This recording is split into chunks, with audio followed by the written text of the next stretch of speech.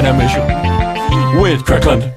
Hello everybody and welcome to Funny Animation with Krycklund Season 3, the season of the season. So today I got Owen and I got Adam with me, returning guests from Christmas past, Christmas past. This season I don't know what's going to change, but yeah. Basically nothing. I'm working on a new thing, but all things are the same. Hey, let's talk about Charles Manson quotes. So I think he has some great quotes, and we've been talking about it for the past. Before we. Yeah. Owen, do you think love sounds a bit quiet? A little bit, yeah. I do. That is true. You wanna fuck with your mic there, guy? Fucking recording doesn't work that way. Okay. Oh, you're doing the two. Okay, never mind. Okay. Let me think. Okay, Charles Manson. Charles Manson is epic. Oh, and you were asking if he's married. I'm reading his Wikipedia page right now. He's not married now. According to this fancy little box of he was 5'2". Dude, Owen, he was a manlet. Yeah. Jesus Christ, no wonder he was so angry.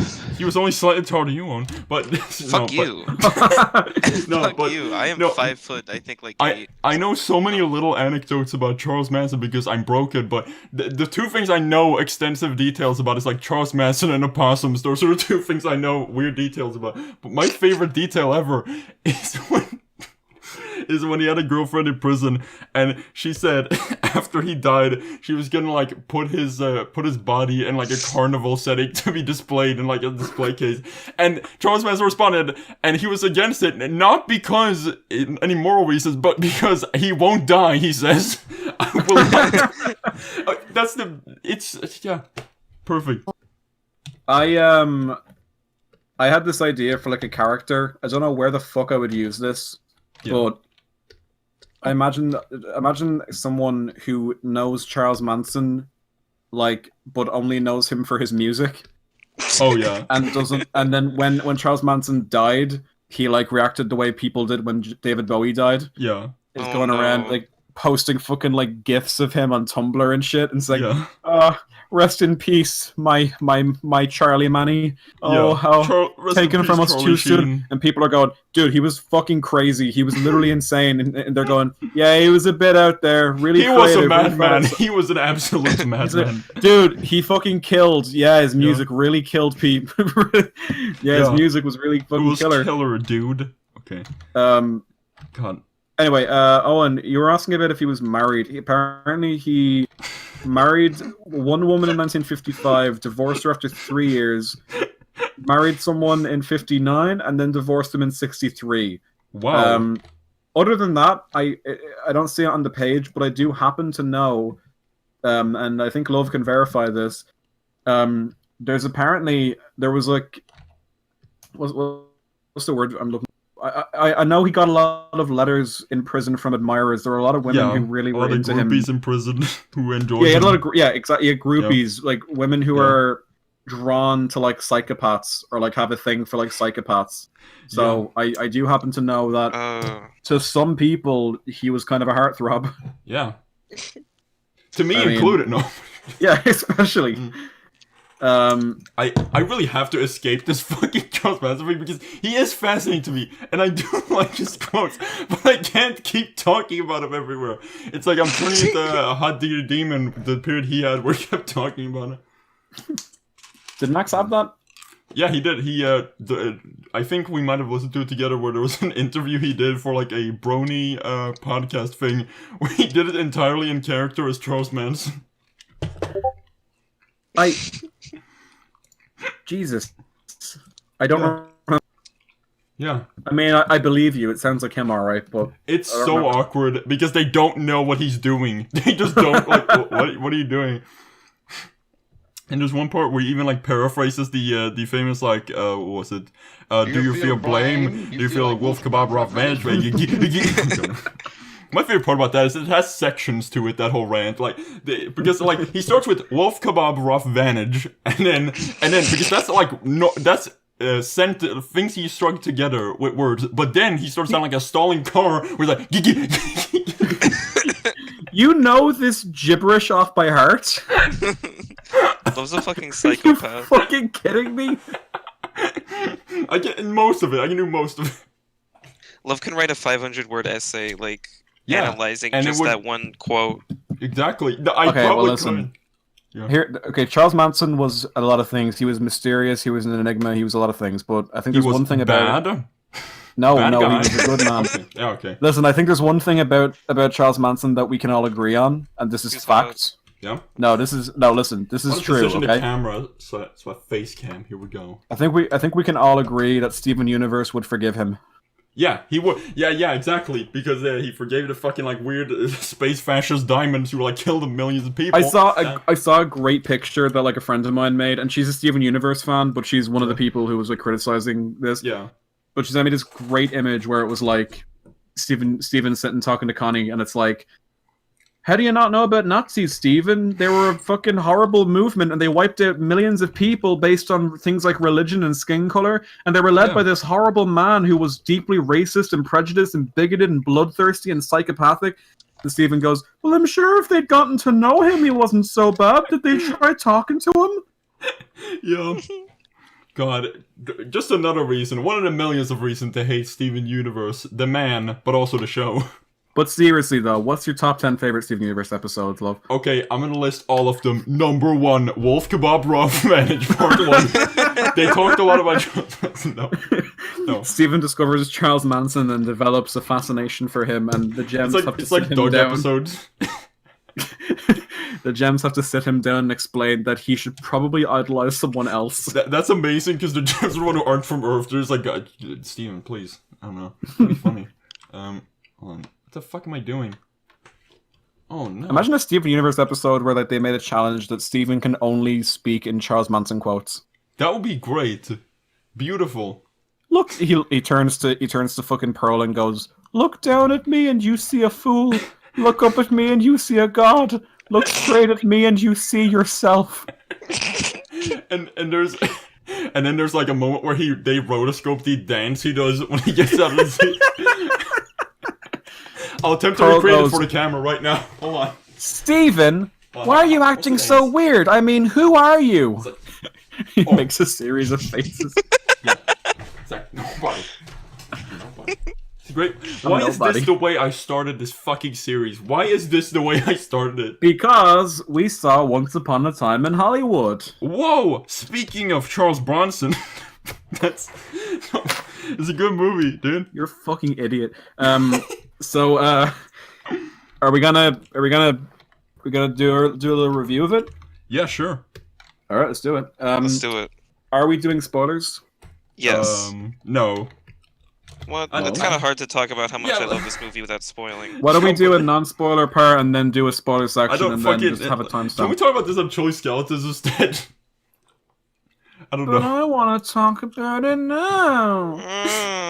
Okay, whatever, fine, whatever. Listen, I'm spoiling all the dang fun here. You can only talk about Steven Universe and Charles Manson, not once. Okay, well, speaking of Charles Manson, apparently there's a new Chris Chan comprehensive history part. Yes, there is. I watched a little bit. Oh, really? When did it come out? Came out like an hour ago. Part 20. Oh, Are we still in... look at that, we're still in 2009. Great. Yep.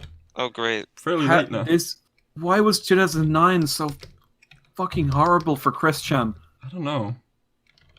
You know what? The last episode that came out, pretty much the entire episode was just a condensed version of that phone call to Casey's father. Yeah. And while part of me was so sad. While part of me was kind of like, shit, man, this whole episode was just a phone call, and it's a phone call I already listened to a million times. But at the same time, yeah, you can't condense that. You can't take a section out of that and go gloss over it. You have to just play it.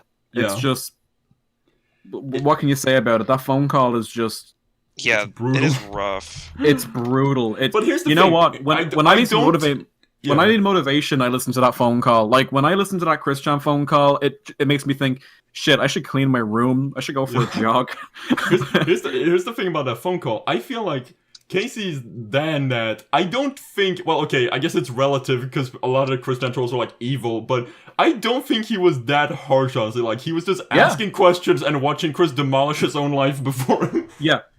That's the thing about the whole Casey thing. This saga of Chris Chan is almost like it's like fucking BoJack Horseman, and they're trying to do like a redemption arc where it's like we actually want Chris to get better, and we're actually challenging him. Like she was like encouraging him to go to job interviews, and then when he said he had one lined up, she was telling him how to dress, what to say, you know, do's and don'ts of like, you know, what kind of questions to expect. Yeah, they were actually like giving him advice, and then that phone call, if Chris Chan hadn't had any self-control, any common sense, that phone call should have been the kick up the arse he needed. That should have been a wake-up call. But there's like a thing in the phone call where like he's like, I feel like if my daughter broke up with you, you'd like sob about it for a day and then move on to the next thing. Yeah. And what do you know? It's exactly what happened. Oh yeah. It's just a sad story of a man who just will not learn. Yup. And it really is like watching something like Better Call Saul or like a prequel thing where you're like, you know where it ends, and you're still hopeful. You're like, please, but you know in your heart of hearts that it's not going to get better. You know what it's like? It's like the show Becker.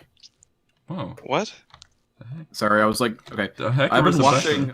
I rewatched BoJack Horseman recently, and I've rewatched the episode Free Churro a few times. Yeah. So that's a really fucking specific reference. Oh, yeah, okay, that makes sense. He talks about the show Becker and how he's like, all the pieces are there, but it just won't become a good show. And he's just, that's what losing a parent is like. It's like the show Becker.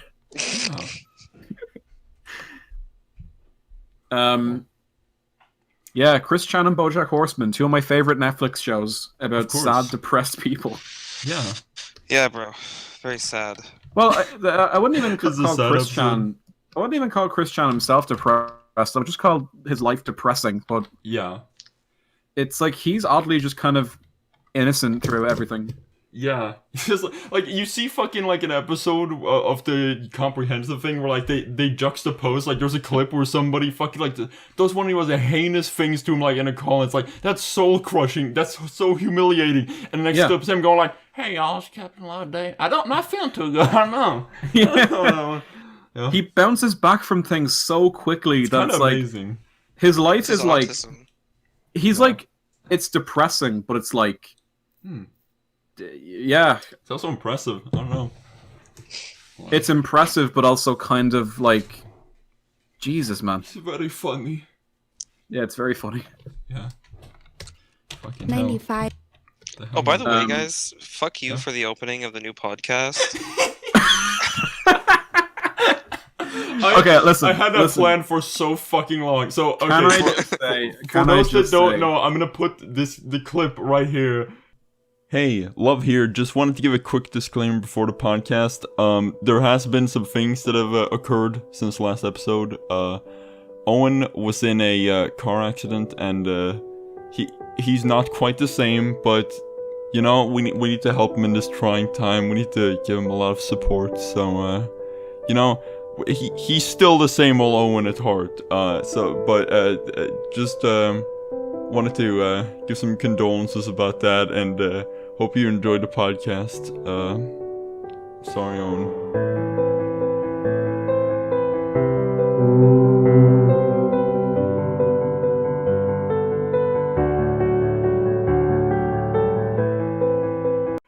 It's Owen.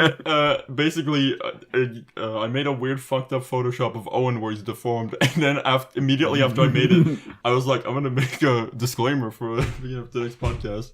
Can I just say, Owen, that in case you're mad at me, I was only following orders. Yeah, it really is like a Nazi. It's like, think of love like Hitler and me as the Nazi party. Yeah. Yeah, what I did was wrong, but come on. We're still pals, right? Yeah. No hard feelings. I mean, I'm pals with everyone in the Nazi party, so yeah. Yeah. Why should I be any different? Exactly. Fuck you guys. Oh yeah, on that note, are people happy with the job I did editing? I think so. I enjoyed it a lot. Yeah. I think you did a great job. It's good. Thank you. It's good. Well, I'm open to it being a regular thing because I quite enjoyed editing this. I had a lot of fun. Yeah. I had a lot of fun throwing in some little. I didn't want to overdo it too much because I know people are going to be like mostly listening to the podcast, but I still wanted to like, if we were referencing something specific, I wanted to like compliment what we were saying with like a little thing. Now Love did give me a little editing note about the. I told him stop editing. Just turn it off. Turn off the entire. No. The part with the nostalgia critic. In future, I'm not going to include clips that long. I'm going to condense things down to kind of keep the flow going. Yes. And also put kind of Bartman everywhere. Just. It was a bit like, you know, much like that Chris Chan phone call. I was looking at the clip and I was like, how much of this should I use? I mean, I kind of want to do it justice, but I probably should have like. I probably didn't need to include the entire fight scene. I probably should have just shown the drawings. Yeah. But I just love that clip. I just really wanted to include it. That was a really good clip, and I'm kind of glad you included the whole clip. It's brilliant. It reminded me of if and when we end up doing that Mystery Science Theater type thing. I really want to show you guys. Well, yeah, you've probably already seen it actually, but I want us to all get together and watch. Lion and the King. It's by the same people who did Animal Soccer World. Dingo Pictures or whatever. Yeah, Dingo. But that's what Doug's art style reminds me of. Yeah, it is very much like that. Yeah. But Lion and the King, I had it on a fucking PS1 disc when I was a kid, and it's very, very bad, but it's very, very funny. It's a great movie. Oh. They really tried to rip off every single Disney movie they could. Like, it's clearly a Lion King ripoff, but like they got Jungle Book in there, they got Bambi in there. They tried to rip off everything they could. It begs the question: just how senile and dying would somebody have to be to buy that instead of the actual thing? I don't. The answer apparently is my own parents because I had it when I was a child. Holy shit! I swear to God, no, I think Lion and the King planted the seed in my head for like my appreciation for like kind of cringe or like so bad it's good type material. Because even at age 5, I was like, "What the fuck is this?" Yeah, and I used to watch it all the time, but I never for a second thought it was good. I was always just kind of fascinated, like, who let this happen? Yeah, who let the dogs out? I don't.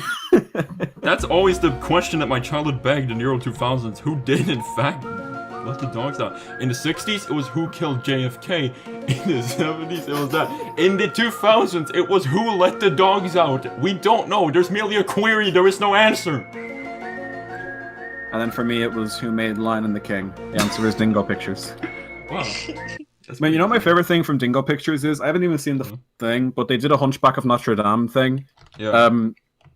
So the Disney version of Hunchback of Notre Dame is like my favorite Disney movie, or one of them. Yeah.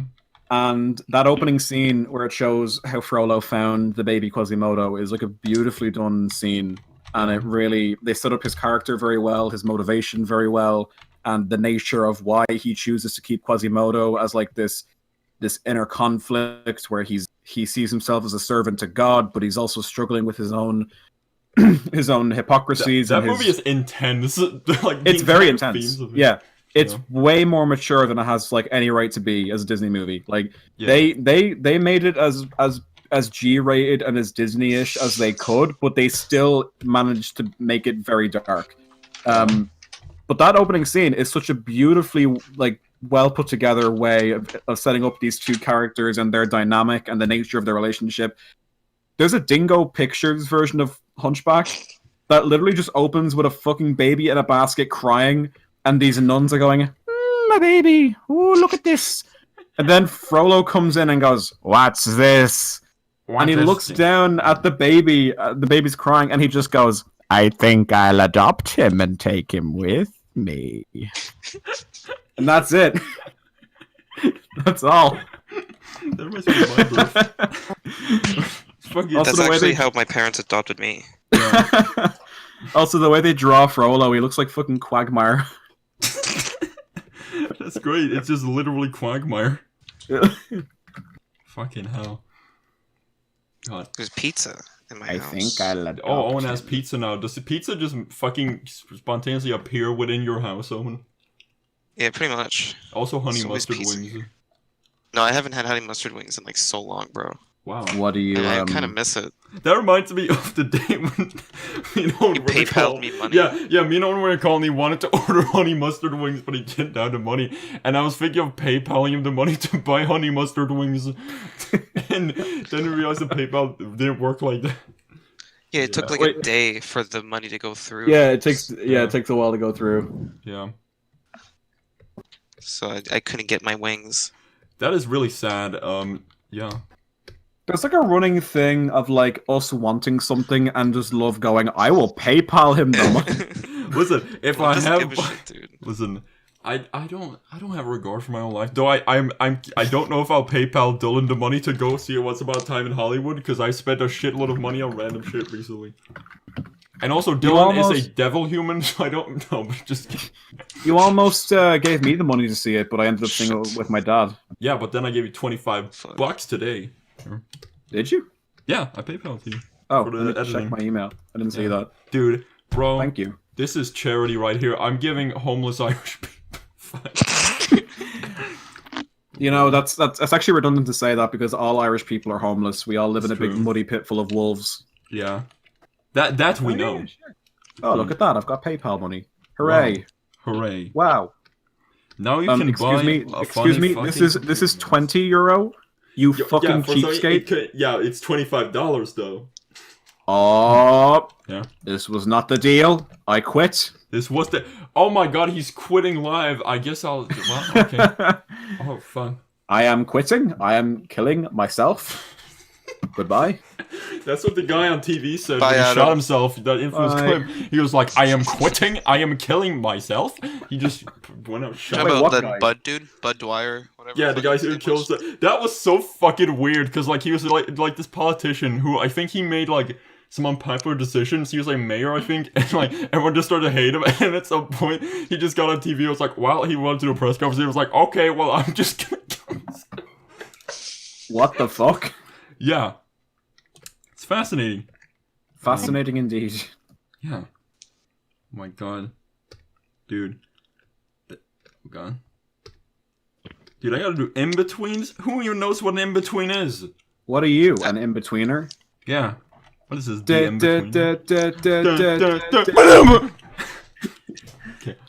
I love that show.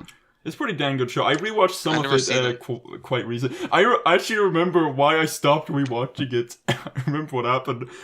I was eating dinner and I was gonna rewatch some of it. And as I was doing it, what the fucking hell is this fucking demonic? Hold on. I'm just sending creepy Simpsons. What the fuck is... I'm showing you on screen right now.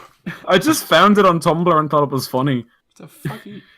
I don't know what the circumstances were for this. I just found it on Tumblr with no context. Anyway, so you were eating dinner and watching The In-Betweeners? Yeah, I was eating dinner, watching The In-Betweeners, and suddenly, when I tried to pause it, it wouldn't pause because Netflix had suddenly changed layout in between the time I had last used it, and I believe what happened. Yeah, okay. Now Netflix now has this layout where like you can't click anywhere on the screen to pause it. Instead, they have like those stupid little like buttons on the sides that YouTube has, where it's like 15 seconds there. And I was so fucking infuriated by that I went on Twitter and just did this little tirade, and I just forgot about it, and I didn't keep watching it. That's your fucking traumatic backstory for why you won't watch The In-Betweeners anymore? No, won't watch. I did watch it once in 2015, but... Yeah. No one, no. I used to watch that show a lot when I was a teenager because it was like the most brutally honest... Awkward. It's the most brutally honest depiction of like school for a teenager I'd ever seen on TV. Because like, other shows, they sanitize it big time and make it like... they make it all squeaky clean and nice, and they make everyone really pretty and attractive. Yeah, that one is not fun. The In-Betweeners, that's how school was for me. Oh yeah. Like people underestimate how just needlessly fucking cruel and stupid kids are. Yeah. I like Will just turns up with a briefcase and he just never hears the end of it the rest of his life. Yeah, exactly. Oh yeah, Owen is getting a JoJo's Bizarre Adventure tattoo. I'm just gonna announce that right now. So everyone, please bully Owen. Please punch him in the street. Get this tattoo instead. I'm gonna have to show all this. What the fuck is... The fuck is this bullshit? The fuck is this? I'm really sorry. I don't want to give you too much editing to do, so I'm gonna only send the. I'm gonna stop showing your images on stream for now. That's a shame. People are gonna miss the best ones because they're still coming. I'm gonna fucking mute this chat. Hold on. Yeah, Owen got the fucking the back star Joe Star fucking tattoo thing. I didn't get it yet, but wait, really? I plan on. So that image, so I thought that image was literally you. Oh no, it was just a random picture I found on the internet. Oh, okay, wow. Fucking okay, guys, don't punch Owen yet. Hold it back a few weeks. I'm thinking of either getting that or getting the tattoo baby stand on my forearm. Don't do that. Don't do that. Yeah. I think that'd be funny though. Yeah. Oh god. What the hell was I gonna? What the frick was I gonna say? Can we talk about you guys want to talk about our favorite albums? Like, yeah, sure. Yeah, let's talk about some albums we've liked recently. Let's do that one. Yeah, because it's like the good old days where Owen would talk about Primus for an hour. Yeah, but now like different our things. music tastes. Yeah, our music tastes have changed a lot since the last time. Yeah, let's all do a show and tell of one album we've been listening to recently. So I listened to a few albums recently. Yeah. What album I'm kind of obsessed with right now is this album called No Managers, No Gods, No Managers. I have seen that one. From the band Choking Victim. Yeah. One name. It's they're like a ska punk band, but they're very like scum punk. Oh, so scum punk? I've never even heard that, and I'm a fucking It's like I don't know. It's very like low quality, but it's good. I like it a lot. Okay. And they sing. All their songs are about like killing cops and doing crack. It's funny. It's funny. My favorite song from them is called "Crack Rock Steady." Okay. Yeah. It's a good song. Okay. It's pretty cool. I'm looking them up right now. I'll listen to them with Owen at some point, but I don't know when. Definitely. No Gods, No Managers. All right, let's start. Here we go. Oh, Adam's giving a live thing. The first song is pretty good. Oh, slapping the bass. Yeah. He's not slapping it. Fuck you, dumbass. Oh my god. I can't give an answer because I hate music. Sorry, guys. Yeah, I mean that is true. So especially songs on albums. I do remember once when I got into a call and Adam heard that I was listening to music through my little headphone thing, and he just left immediately and blocked me. And I don't know why. I had to ask him for months, like to probe it out of him. He was so passive aggressive about it. I was like, "What happened?" To him? It's like as if you don't fucking know. And I was like, "What? Why do people sing words when you can just fucking say them? Why do you gotta bring your fucking voice up and down? What are you, fucking gay or something?" Adam put a hit out on my family on the deep web, and I didn't understand why. But he then just messaged me and said, like. He got a voice call with me, and it was just him going, music. And let me tell you, you're next. Yeah. Holy anyway, shit. Seriously though, my only answer, I guess, I haven't listened to a lot of music lately. The reason I haven't doing it as much, but you can count this as an answer, I suppose. I recently checked out The Good, the Bad, and the Ugly for the first time. Oh! So I've been listening to the soundtrack a lot. It's fucking great. I love the soundtrack of The Good, the Bad, and the Ugly. Yeah, and the way that movie is, this is a very basic bitch. Like, everyone has this as like one of the greatest movies of all time, but I'm sorry, it's just that good. I love the way it's directed. The cinematography is fantastic. Yeah. Tuco made me chuckle. Yeah. Lots and lots. Yeah. But the main thing made me go.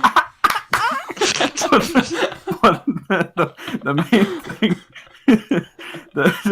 just picture me in a fucking diaper just watching The Good, the Bad, and the Ugly make that noise. But the main thing I love about it is the fucking music is fucking amazing. It is honestly, the Ecstasy of Gold, the final song on the on the thing. Yes. That is okay. It's undoubtedly my favorite movie soundtrack song ever, and it might be one of my favorite songs of all time. I just love that song so fucking much. It's beautiful. So I guess you can count that as my answer. Just that soundtrack. I've listened to that a lot lately. It's very good. Okay. I completely like grew out of Primus, and all I listen to now is ska music. Why do you hate Les? What did he do to you? I don't hate, what would you do if you were at a concert? No, okay, I'm gonna stop. Fuck you. I'm seeing Primus. I still think Primus is like one of the greatest bands ever. It's just I've heard so like I stopped listening to them for a while. I stopped listening to them for a while. You get that a lot when you listen to. There's a band you really, really like. I'm conscious of that now. I'm self-aware of it. So like, I have to hold myself back from listening to something a million times. Like, for example, it has taken every single fucking like ounce of restraint in my body to not listen to Rain Dogs 24/7. That's the album I'm bringing in. Rain Dogs by Tom Waits. I fucking love that album because it's like it's amazing because my favorite artists, number 1 and number 2, are Frank Zappa and Bob Dylan, and Tom Waits is basically like a perfect middle ground between the two. He's like, he has this fucking insane-ass zany instrumentation, but he's also this fucking gravelly, dying old dusty corpse man who just like, I don't know, who sings songs about dying of alcoholism. I don't know, I fucking love all of his music. It's good. Did I show you the video where Tom Waits is being interviewed and he pulls out a fucking bottle of whiskey? I have not seen that one yet, but... He pulls out a bottle of whiskey and the interviewer goes, "It's a bit surreal, it's a bit bizarre interviewing someone who has a bottle in front of them." Yeah. And Tom Waits just goes, "I'd rather have a bottle in front of me than a frontal lobotomy." How do you think of that? That's like a Charles Manson thing to say. That's fucking brilliant. That's great. That also reminds me of a story I heard where some girl was over at his house and she was just like recalling this fucking experience where he opened the fridge in his fucking kitchen and it's contained a bunch of weird tools like hammers and fucking like things like Jesus. that. And what he just says casually, "Got some cool tools in here." That's like a James Rolfe thing. It's so fucking retarded. I don't know. The more I hear about Tom Waits, the more I'm convinced they based Charlie from Always Sunny on him. Yeah. Oh. Someone in an interview asked him, "Where do you live?" and he said, "Somewhere between Bedlam and Squalor." Yeah, that's pretty accurate. He's great. He's like poetic, but in the most fucking weird, off the wall way. Yeah. I love him. He's great. He is a beautiful man. The hell am I doing? Oh, dude, drawing long lines is fucking bullshit. You know what's bullshit? Drawing long lines. Fucking hell, my Wacom Syntec won't do the thing properly. For a second, I thought you said... My kid, I dropped my kid. I draw really fucking good on my Synteach. What are you referencing? You don't know that video? It's from like 2012, where it's like, whatever, it's what was it? I don't remember what the video was called. It's from Lyle McDouchebag, and he's pretending to be Shadman. He's like, "I draw real fucking good on my city. I draw real fucking good on my city." It just keeps like getting louder and louder, shrieking, and then it's a girl with a penis. It's a girl with a penis. You know what? Yeah, I keep going back to Sir Palo's reaction story time video. Yeah. That video is fucking insane. That video fascinates me because I love your description of it is like perfect, where it's like half of it is like biting criticism, and then it's on the other hand it's just fucking crazy, feverish. Yeah, and the best part about it is you can barely tell which is which. That's why I'm fascinated that like people who I won't name took it very seriously, because I was looking at it the whole time and I was like, this is too fucking frantic and crazy and like fever dreamish to just take any of it seriously. I don't know. Wait, people you won't name? Is it not Aaron Hansen? Shut the fuck! Dude, I saw a clip. I saw a clip on Twitter where somebody like they quoted Aaron Hansen, and then they just said in parentheses the video, and then it's just a 1 second clip of the fucking like gnomed guy like flying into the heavens and going whoa. My favorite is what was I gonna say? There was like a particular moment that made me.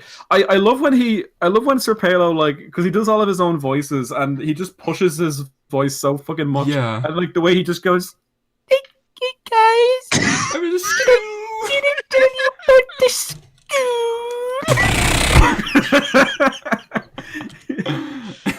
But easily my favorite video from him is the fucking Undertale where he gives Asgore this fucking guttural, pained voice.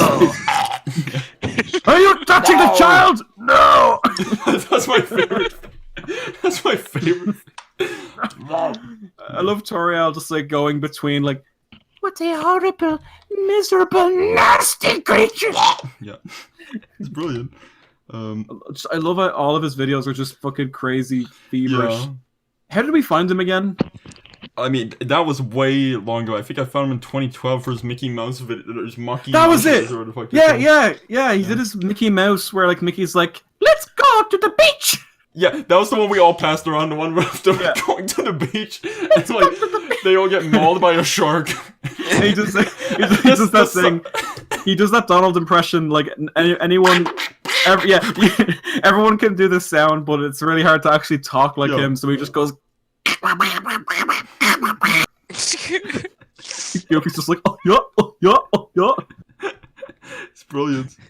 You talk to him, right, love? You'd like talk to that dude? I used to message him sometimes on Skype, but that's about the extent. Yeah, a million years ago, it was like, I don't Skype shit. He's like legitimately just one of the funniest people making cartoons right now. Yeah. He really is. He's fucking. I saw a comment on one of his videos that was just like, whenever a fucking character in one of his videos has to run, he just starts frantically smacking his desk. Yeah, I love it. I love that. It's just like, goddamn. His recording sessions have to be intense. Like, holy shit. Okay. That's like I'll always associate Sir Palo with like high pitched screaming and smacking the desk to make footsteps, but like it's like I'll always associate. I've noticed this with you, love. You seem to have a fascination for, and the thing is, I've discovered I like it as well, but kind of because of you.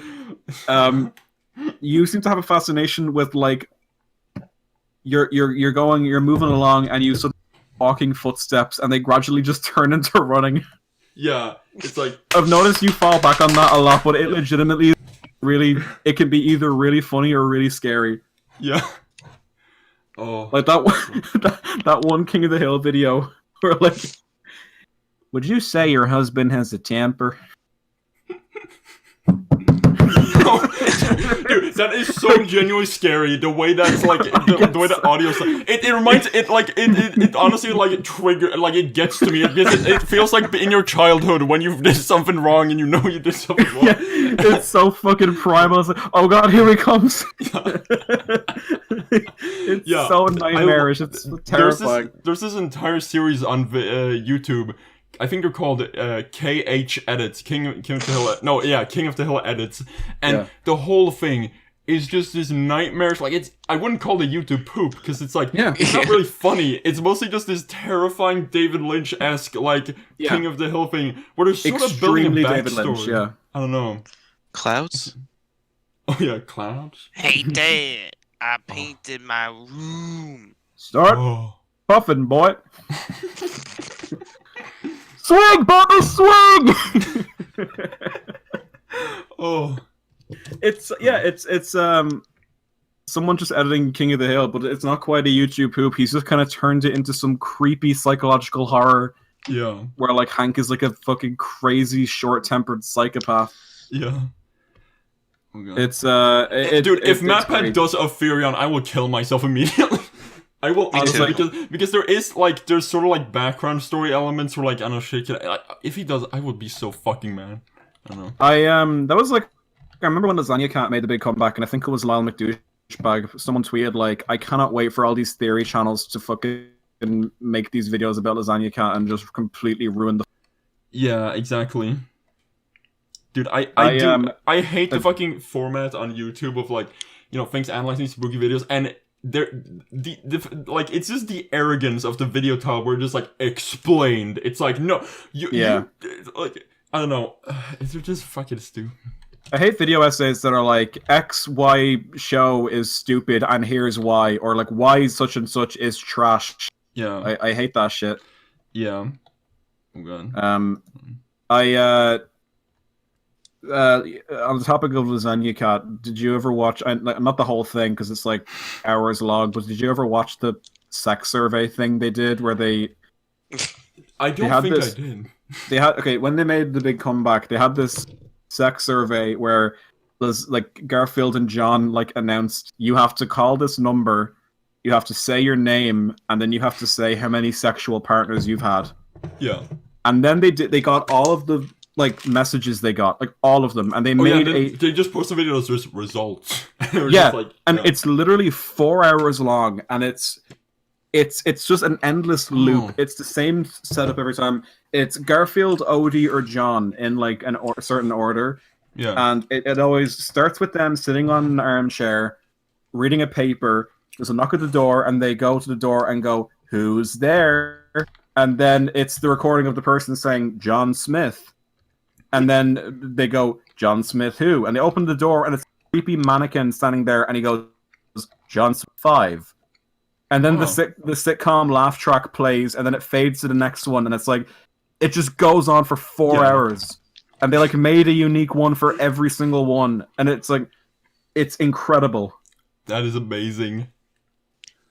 Oh my god. Ugh. Holy shit. There's some real gems in there. I recommend going to that video and looking. There's a couple of comments where people have like put timestamps down for like, there's a few kind of funny ones where people like gave a joke answer, but they played along with the joke and made the characters react and go like one person had a really stupid joke name, like a one-word joke name, and John starts getting very visibly fearful. Like, oh, Bozo was here, and he starts shaking, going. He takes like 20 seconds to like open the door because he's very scared. Yeah. Oh shit. That video is it's something else. It is something else.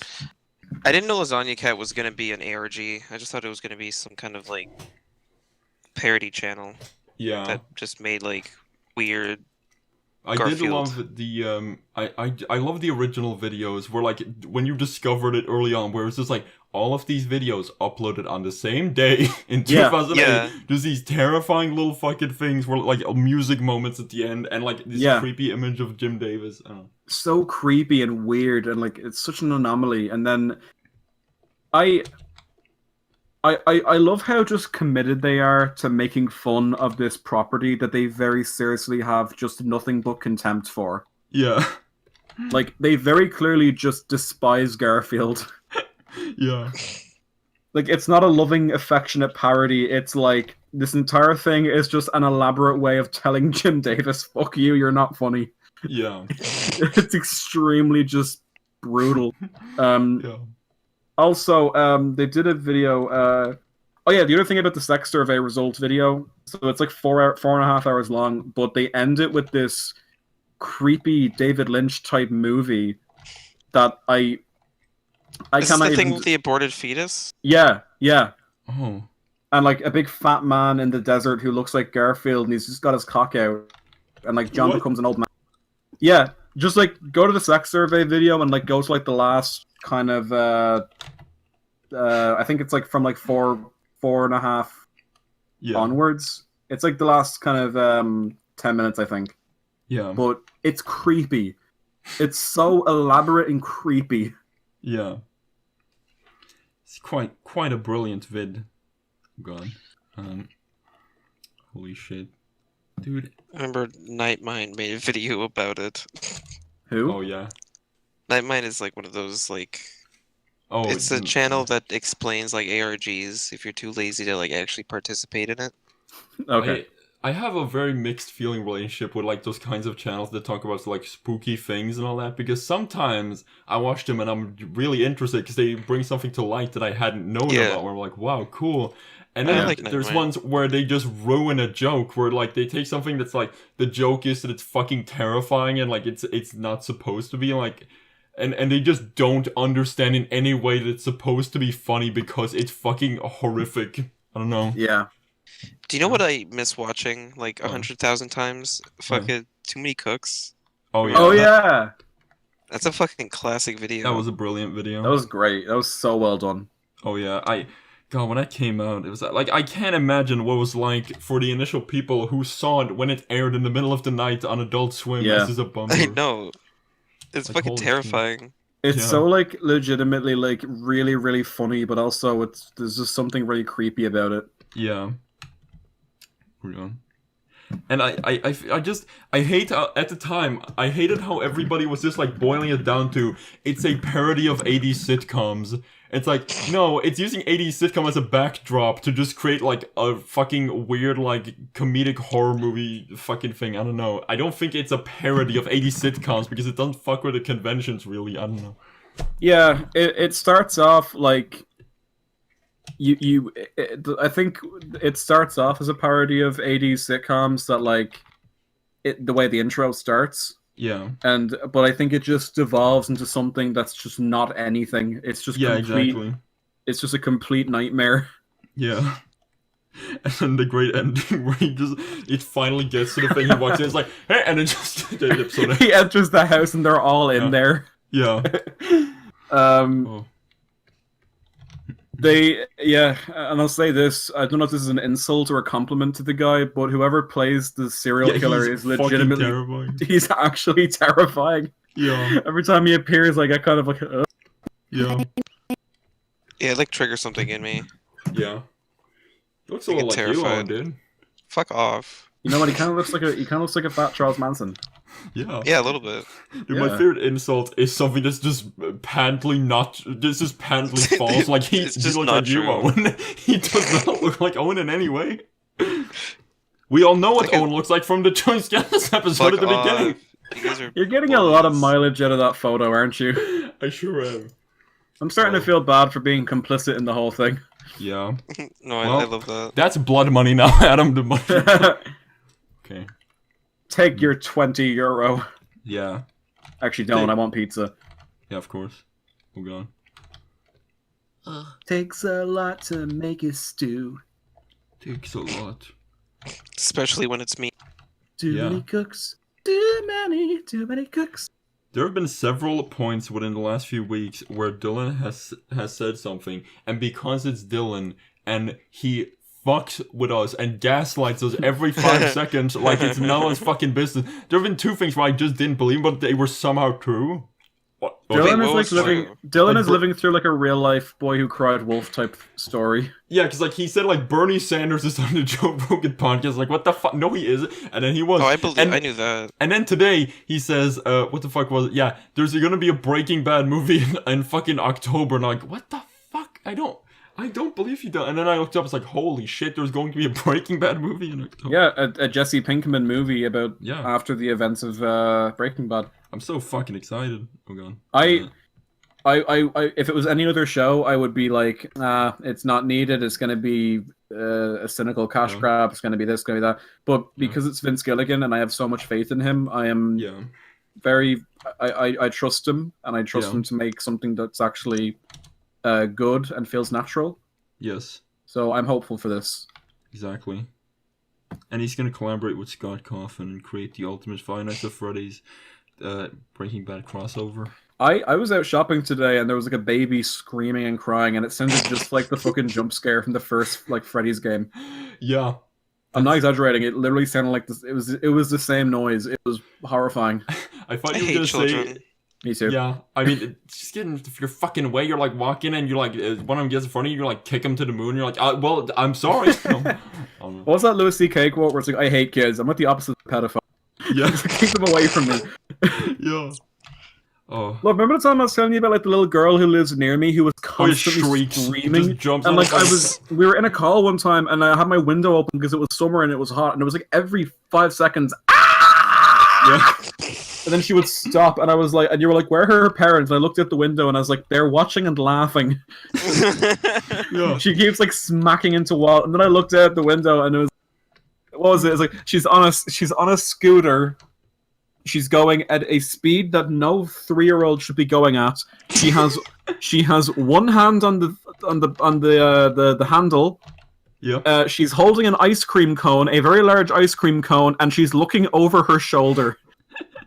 She deserves whatever happens. Yeah. She's heading straight for a wall, and her parents are watching and going, "Oh God!" Oh. Ooh.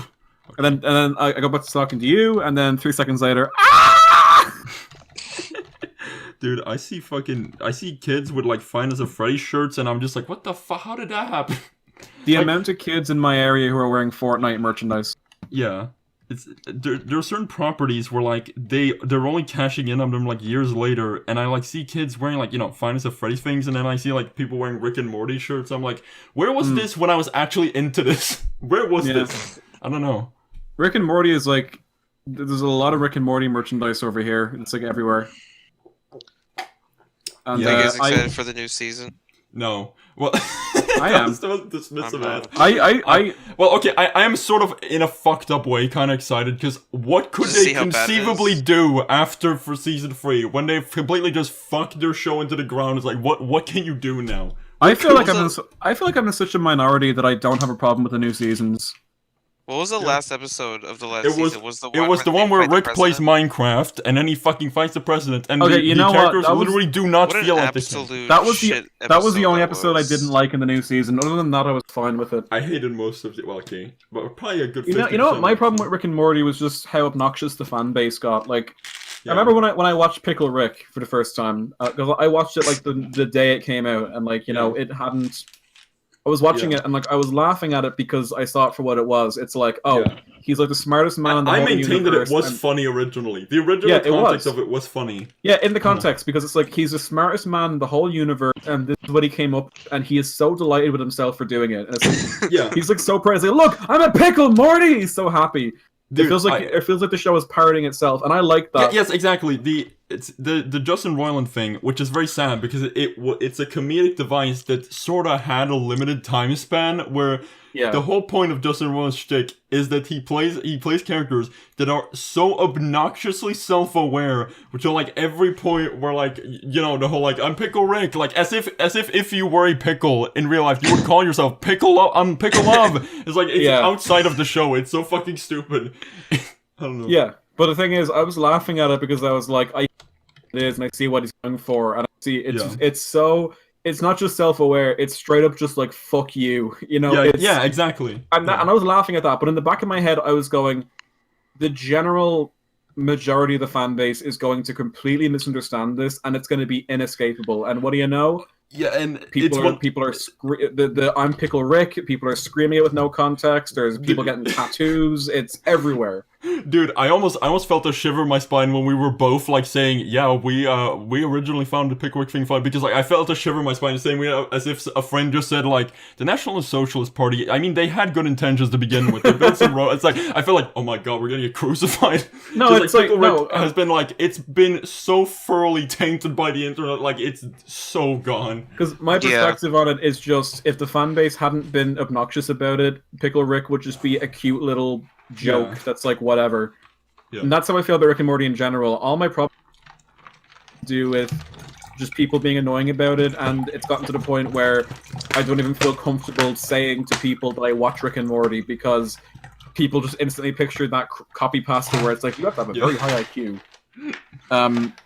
That's just the stereotype that comes with, oh, he's a Rick and Morty fan.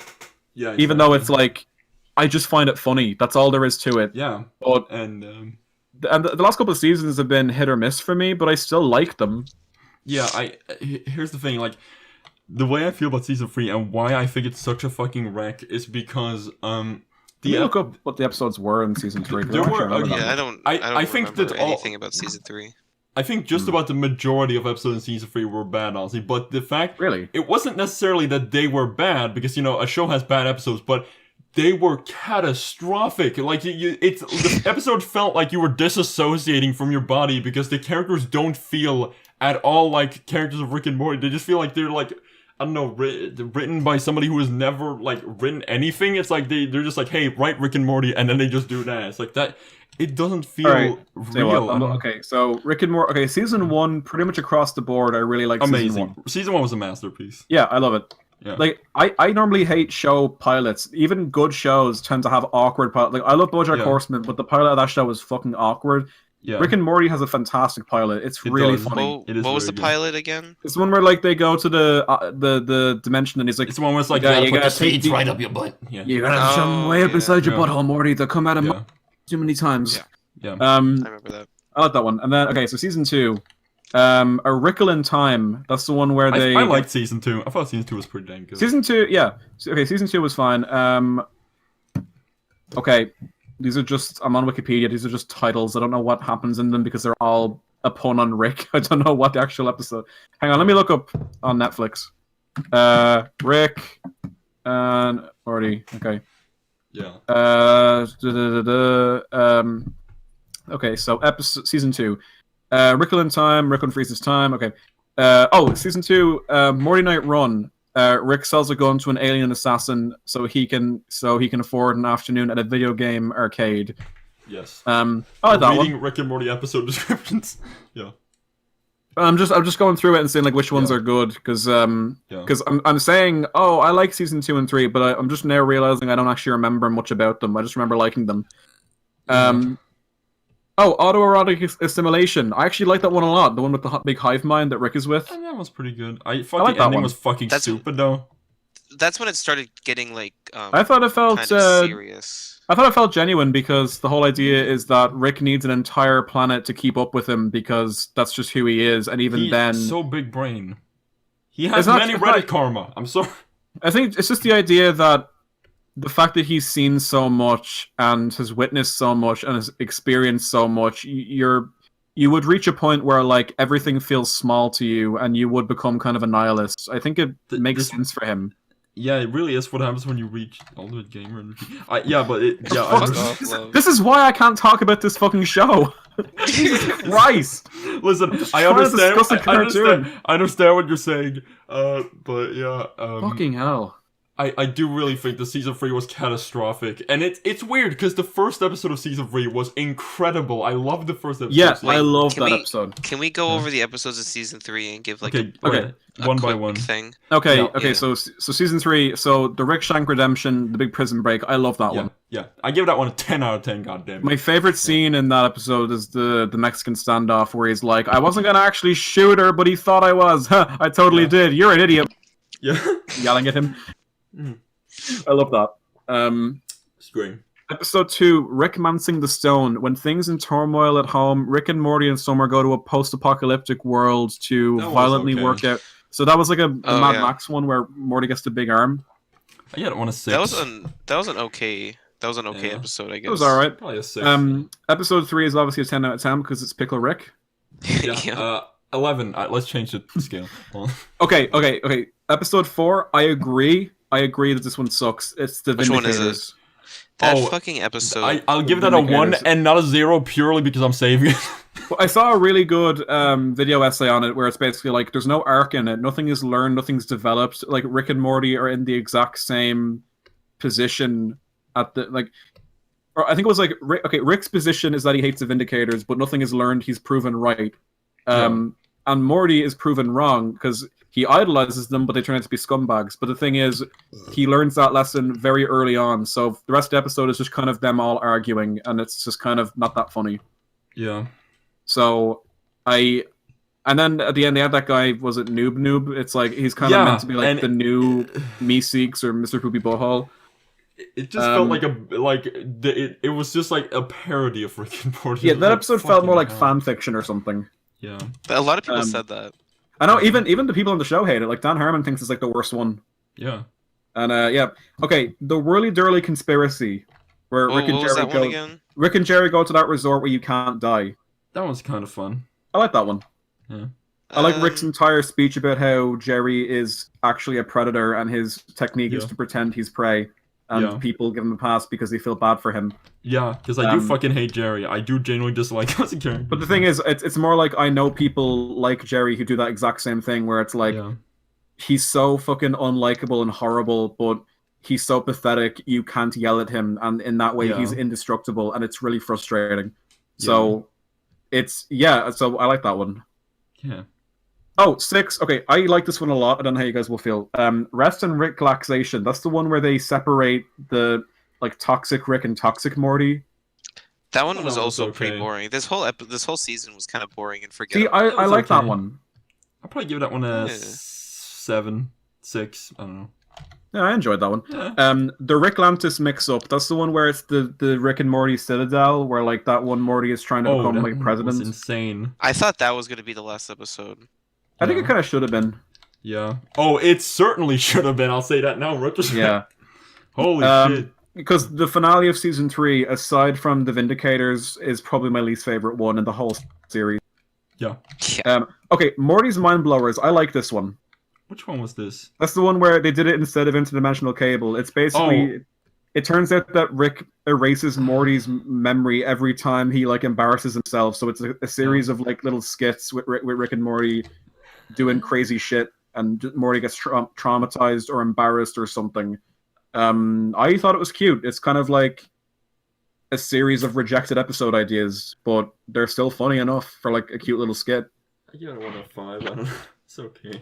I thought it was alright. And then, okay, the last 2 episodes, I can see why I wasn't crazy about these 2, but okay, so the last episode is the one where they're playing Minecraft and the president is like being like a clean girlfriend. And then zero.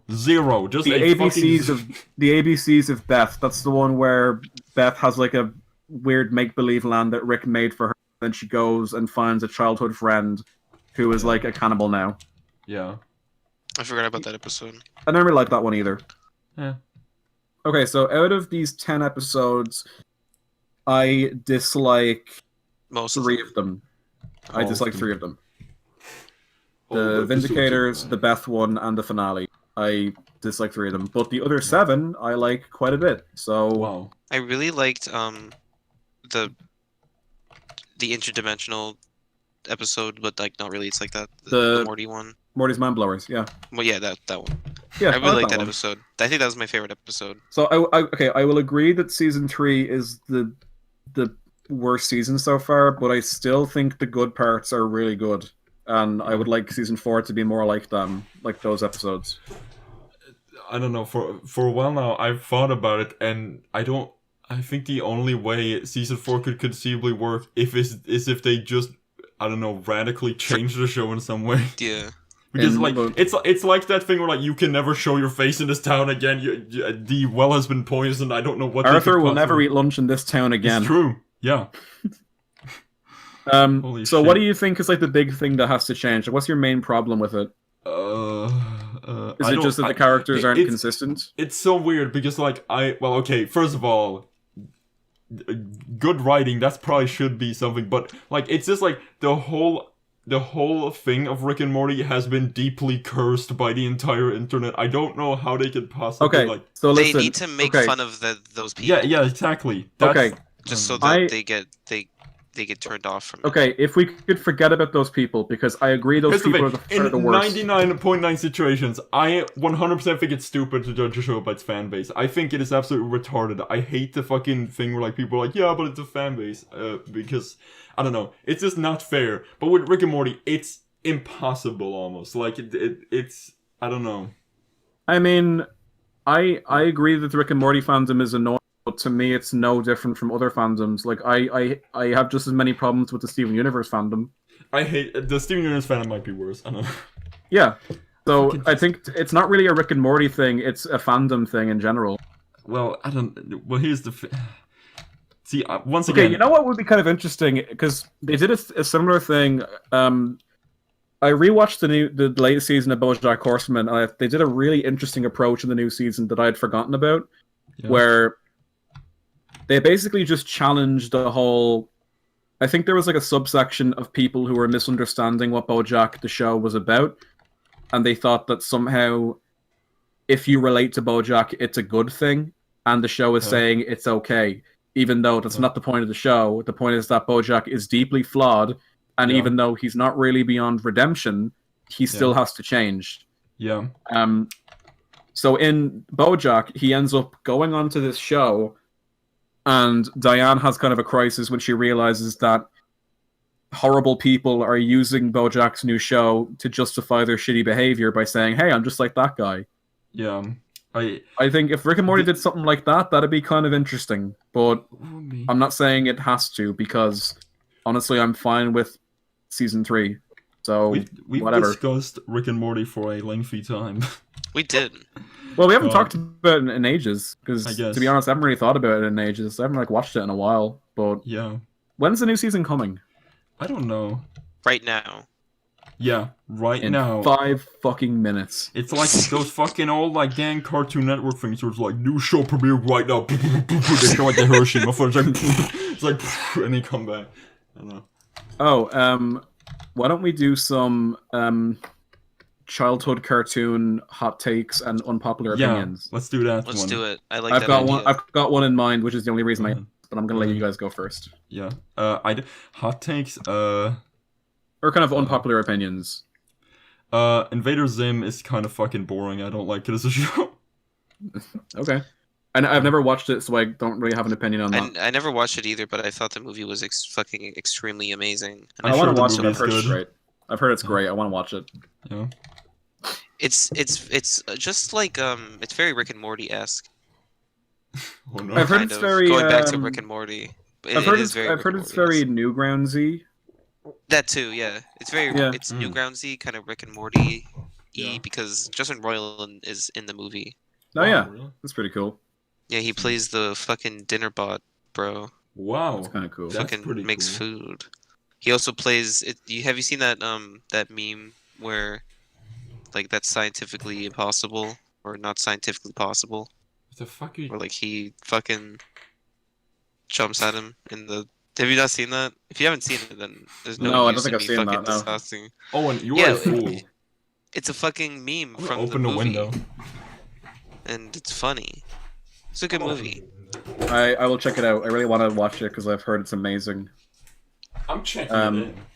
So, Owen, do you have a controversial or unpopular opinion on childhood cartoons?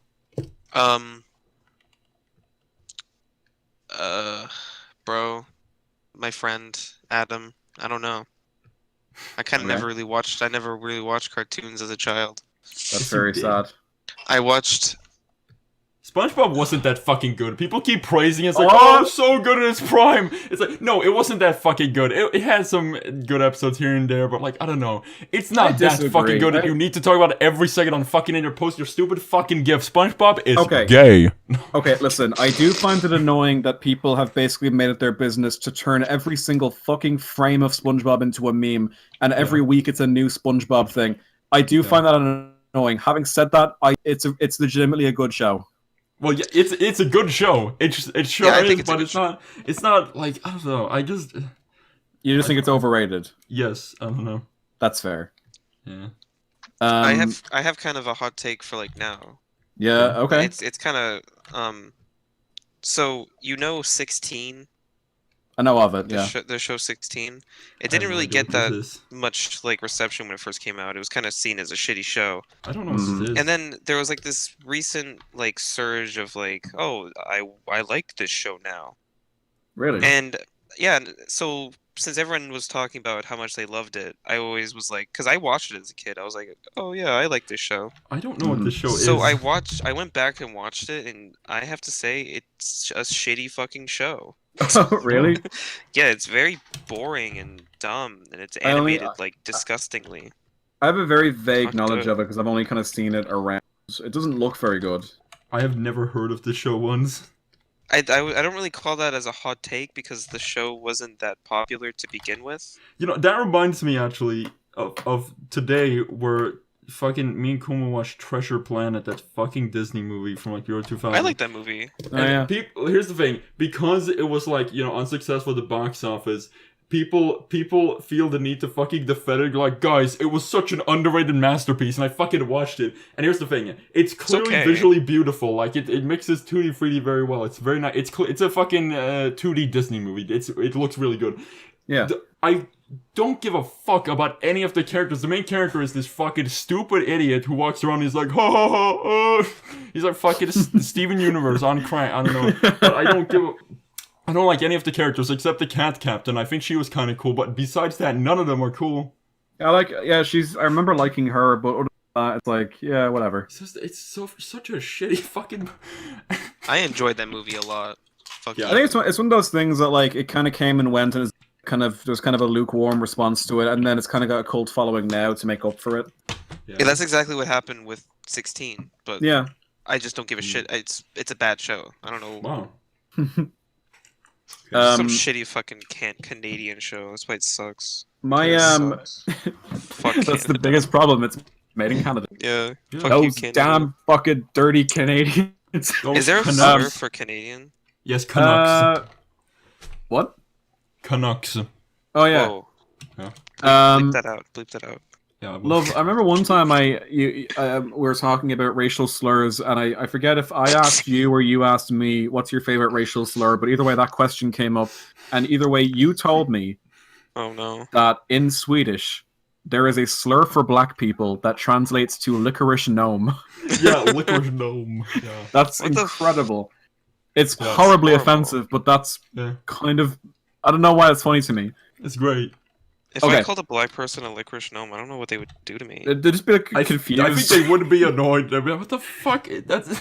It'd be one of those things where it's like, this is confusing as fuck, but I feel like I should be offended, so I am. Yeah. My opinion that I was gonna say, so obviously Butch Hartman is a sociopath, and everyone knows that now. But even before that came to light, I don't think Fairly Odd Parents was that good. Yeah, Danny Phantom was fucking bullshit. All of it is not good. Just Fairly Odd Parents, like, it was precisely the kind of humor that when I was 10, I would have been like, oh yeah, this is fun. It's people screaming. And then I watch it now, and it's like, oh, shut up. Yes. It's like say SpongeBob. SpongeBob is a show that I think has aged well, because even though there's a lot of like cartoony moments and it's very exaggerated, like I'm talking about old SpongeBob, by the way, not the new seasons, because the new seasons, I agree, they're shitty, but like old, like original SpongeBob, like when Hillenburg was still involved with it, when Hillary Clinton was still making it. That's a show that I liked. No, I think he left after like the movie. Yeah. And he died, and then Nickelodeon took the movie was good. I love the SpongeBob movie. I rewatched it recently. It's really good. It's amazing. But the thing is, SpongeBob, even though it is a cartoony and it's very fucking fast paced and crazy and it's all this like cartoony shit, it's still got jokes that actually like are clever, and there's like references that like as a kid I wouldn't have gotten, but I look at it now and it's like, oh shit, that's actually really... Fairly Odd Parents is just nothing. It's just fucking annoying, bright colors. Everyone's screaming. Everyone's annoying. It's just constant shrieking. The audio is peaking at all times. It's just irritating. It's just all the characters are like, and I get it's meant to be like the dad is like a one-dimensional dad, and his name is literally Dad, and he's just there to go, "Hey, son!" It's like I get that, but it's like. Actually, Timmy's parents aren't the only characters I like, because for some reason I just like dad characters who are just there to be like, hey, boy, it's me, your dad. It's like the reason I Tracy Ullman shorts. Yeah, I love you, boy. Or it's like, in Moral Oral, Clay is like a really twisted version of that. Who's just he's always in a fucking bathrobe and smoking a pipe and going, "Nah, son, it's a sin to waste good money, CC." And he has a fucking room that he brings him to every day to talk about. I love that. He's like, "I'll see you in my study," and Oral looks at the camera and gulps. And then it cuts to him getting the shit beat out of him. That's one of those shows where I don't know if I want to rewatch it, because I think it would be more depressing than it was back then. Now, it's like one of the most aggressively sad shows ever, but it's also really funny. Yeah, I totally forgot about that show, and recently I started thinking about the ending again. Oh yeah, and I was like, oh my god, those last few episodes were fucking heartbreaking. Yeah. Like fucking Clay is like a repressed, closeted bisexual who's in love with the fucking gym teacher or whatever. Yeah, I mean, the entire last season is nightmarish. Like, if I remember right, there are 3 seasons. First one is very goofy. It's like, haha, and like you see dark elements emerging. Season 2 is kind of mixed. Like it's sort of it's slowly going into that. Season 3 is nightmarish. It is just sad. Just watching Oral get progressively just more depressed and weary and just broken down by the world around him. Yeah, like that entire, like I think I've just realized that I just have a type, because my favorite shows are Moral Oral and BoJack Horseman. So I think I just like shows that are simultaneously just really legitimately just hilarious, that really make me laugh, but then literally like minutes later they're just extremely heartbreaking. Yeah. Like Moral Oral, like the episode where they go hunting. Oh yeah. That has like some great funny lines in it, but then by the end it's just brutal. Yeah. Like, I just every time Clay gets drunk and goes on a rant, it's like it starts off funny and then just becomes like, oh god, he's like fucking just a broken man. Yeah. Like, that entire monologue he gives in the episode where like there's like an episode where the whole thing takes place in like a bar on Easter, and Clay is just like ranting at people walking into the bar, and then by the end he just has a like complete just breakdown, and like they all like get up to like punch him, and then he starts going like, come on, hit me, and then they're just like, they realize how pathetic he is and just walk out of the bar without a word, and he just stands there screaming after them like, come back, and he just starts crying. And then he just like drops to his knees broken. It's just like, oh god, why is this so real? I need to rewatch that show. What a show. Watch that show. Yeah. Oh my god. Oh god. Okay, this is getting to be a long boy. How long have we been recording for? I don't know. Probably an hour or something. I don't know. 5 days. We've been recording for a long time. Longer than I expected. Well, that's a long time to put up with me for. Yeah, dude. It you know is. what? Okay, as is tradition on Animation with Krycklund, I'm gonna do a little stupid doodle at the end. Here we go. Do a little Garfield. I will do a Garfield. I will just do like a old funny times. Garfield. And also, of course, gotta have the 1980s Garfield anthology, Swedish, as always. My Bible, if you will. Have you done Garfield as Moral Oral yet? No, and I don't know how to draw Moral Oral. You get a reference image like any drawing. Yeah. Actually, no, hold on. Yeah, but reference images are boring when you're doing stupid drawings. Love, it's like the bare minimum to being a good artist, using a reference image. No, because it's not funny. Using a reference image doesn't make funny drawings. It makes accurate drawings. Okay. If you're going for like a funny drawing instead of like a... Yeah. Hold on. I was just working on the basis of like, don't you like normal field as someone? What? Like, didn't you do that back in the day? You used to like draw Garfield, like Sans from Undertale or whatever. I'm gonna draw a Garfield, and I'm gonna make it look like who should I make it look like? Make it look like me. Okay, I'll make it look like Owen. Yeah. I'll do an Owen Garfield. Make picture of Owen that we keep using. Here we go. It's an Owen Garfield. We just won't let this image die. Yeah. Please don't. Yeah. Hold on, here we go. Gotta have the misaligned eyeballs to be Owen. What was the part in like the opening of the Chilling Skeletons where like it's like, sorry Owen, and then it shows the picture, and then it's like a sound of like, ooh. Yeah, it's me in the background with like a low pass filter going. It's so insulting. Yeah. Yeah, you guys that was like straight. That's just mean. Yeah. Like I was out of nowhere. I feel really bad about it. No, it was funny. I enjoyed it.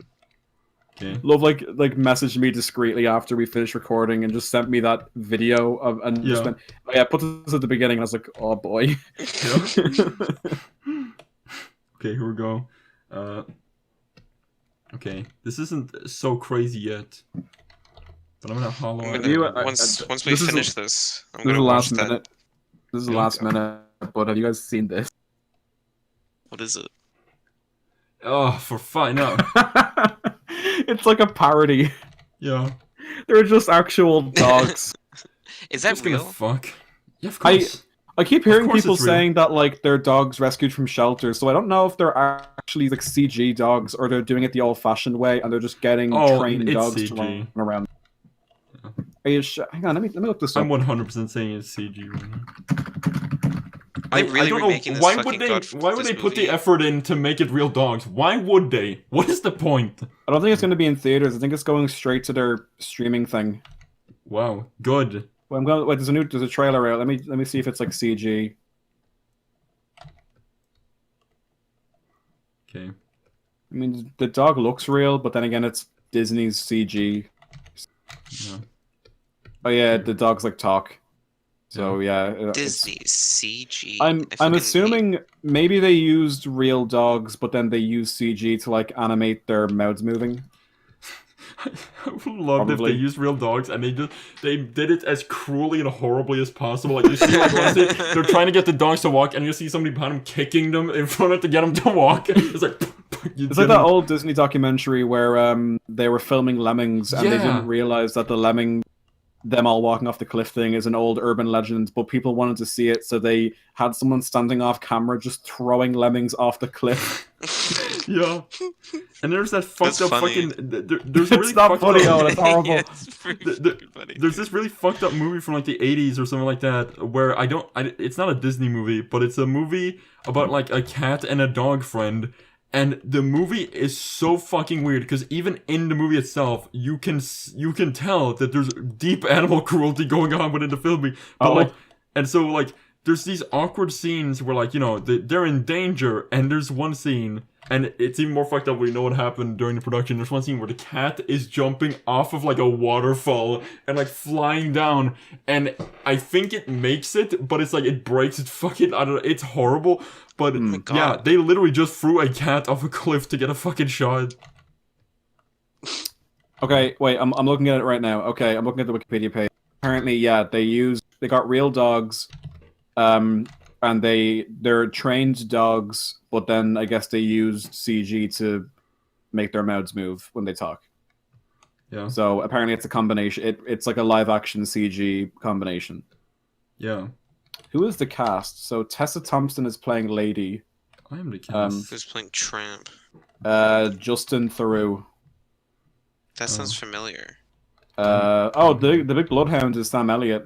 I'm okay with that. I like his voice. Love, remember the little Scottish dog from Lady and the Tramp? Yeah. They gender swapped him, and it's the woman from Extras. Huh. Okay. Yeah. And there's a bulldog named Bull being played by Benedict Wong.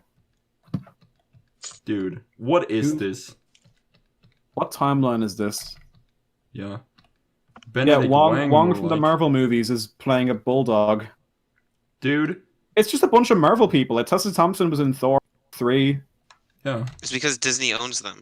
Yeah, it's true. Actually, yeah, I was there shopping today and I saw a Disney store and I was like, Disney merchandise, and I went in and it's like all Marvel stuff. Yeah. Yeah.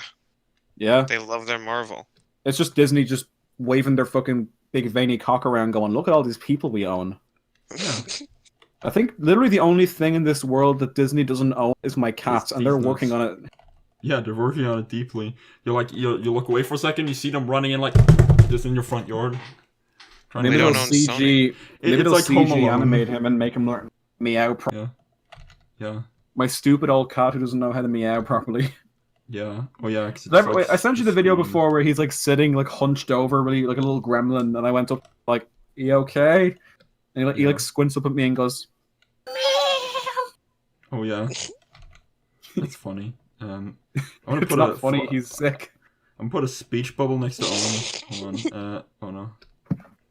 Here we go. Did I ever tell you about the time my cat was over grooming? Like he was licking himself so much he was like losing lots of hair, and I think people thought we were abusing him because of how much he was doing it. So we went to a vet and we were like, our cat is like grooming himself You're just so much. We our cat is retarded. I held him up by the tail and went, fix the cat. Yeah. But they said, oh, it could be like an anxiety or like an OCD type thing. You just got to sedate him so he's more relaxed and that'll stop him doing it. So we put him on like this sedative, and literally he was like, the cat was literally high. He was like falling around the place and his eyes were going in different directions. That's sad. It wasn't sad. He was like just lying around, and I went up to him and I was like, "Hey, kitty, you okay?" And he like slowly looks up at me with his eyes glazed over and just goes. I don't know if you cut out or not, but Adam, I don't know if you cut out, but you said after you said he's just like you were just complete silent. As it should be. Okay. Anyway, the moral, the short version is my cat was high. The moral of the oral is the. Okay. Okay. So here we go. I got my Owen Garfield. Here we go. Oh boy! It's an in joke that nobody will get. Oh, what the fuck! Stop Hold that. on. Oh, hey, Misaki says hi. Wow. Hello. Hi, bitch. Dude, calm down. Okay, here it is. Here's the drawing. Razor expensive. Goodbye.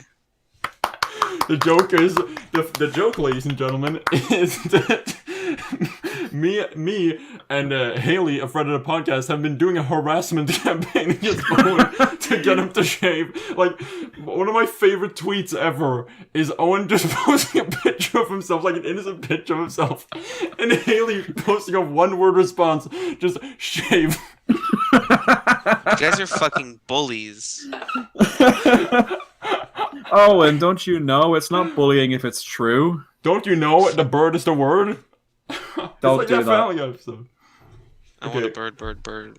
Fuck this stupid episode. I'm canceling the show. I'm canceling myself. Bye. Bye, everybody. See you later, boys.